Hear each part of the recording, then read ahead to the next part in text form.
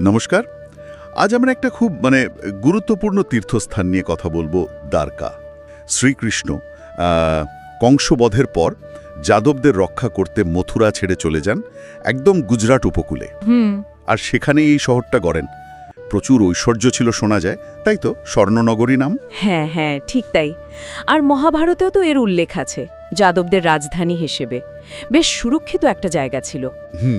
আর মহাভারতের বর্ণনা যদি দেখেন, দ্বারকা শুধু সুরক্ষিতই না, ছিল একটা বিশাল খুব পরিকল্পিত শহর, প্রচুর ঐশ্বর্য।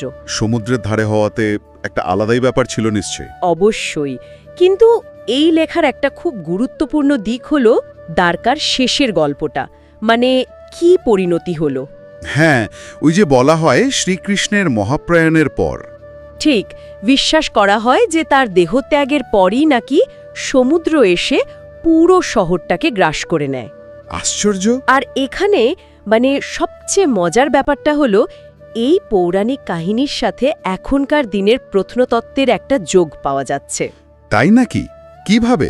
লেখাটাতেও আছে দেখুন, সমুদ্রের নিচে কিছু গবেষণা হয়েছে, আর তাতে কিছু পুরনো কাঠামোর মতো জিনিসের ধ্বংসাবশেষের ইঙ্গিত মিলেছে। ও, মনে করা হচ্ছে ওগুলো কোনো প্রাচীন উন্নত শহরের অংশ হতে পারে, যদিও এখনো গবেষণা চলছে। পুরাণ আর ইতিহাস যেন কোথাও মিলে যাচ্ছে। দারুণ ব্যাপার তো। হ্যাঁ, বেশ কৌতূহলোদ্দীপক। আচ্ছা, এই তো গেল সমুদ্রের তলার ইতিহাস, কিন্তু এখনকার দ্বারকা বলতে তো প্রথমেই মনে আসে দ্বারকাধীশ মন্দির, তাই না? একদম, ওটাই তো এখনকার কেন্দ্রবিন্দু। একদম। বর্তমান দ্বারকার প্রাণকেন্দ্রই হল দ্বারকাধীশ মন্দির। এর গুরুত্ব বিশাল। এখানে তো শ্রীকৃষ্ণ রাজারূপে পূজিত হন।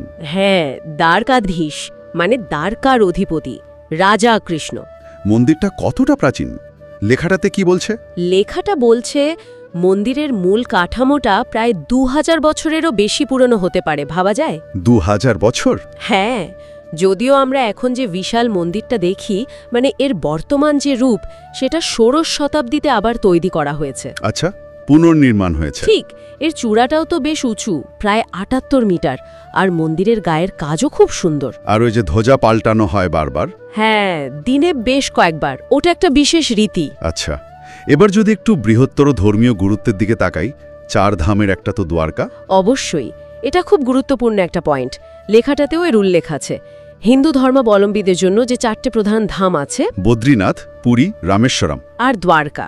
হ্যাঁ, এই 4 ধাম দর্শন করলে জীবনের তীর্থযাত্রা সম্পূর্ণ হয়, এমনটাই বিশ্বাস।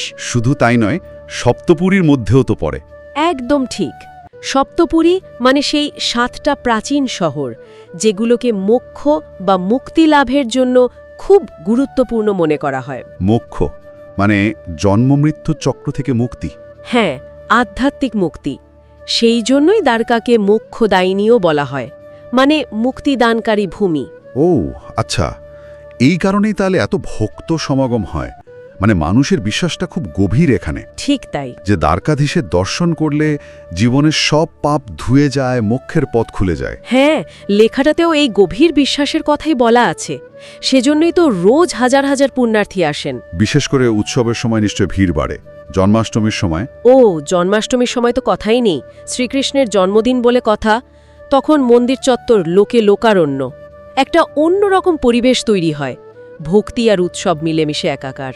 তাহলে দেখুন, এই আলোচনা থেকে যেটা পরিষ্কার হলো, দ্বারকা একদিকে যেমন একটা পৌরাণিক স্বর্ণনগরী, শ্রীকৃষ্ণের রাজ্য, আবার তেমনি সমুদ্রের গভীরে হারিয়ে যাওয়া একটা ইতিহাসের রহস্য। ঠিক। আর বর্তমানে এটা একটা জীবন্ত তীর্থক্ষেত্র।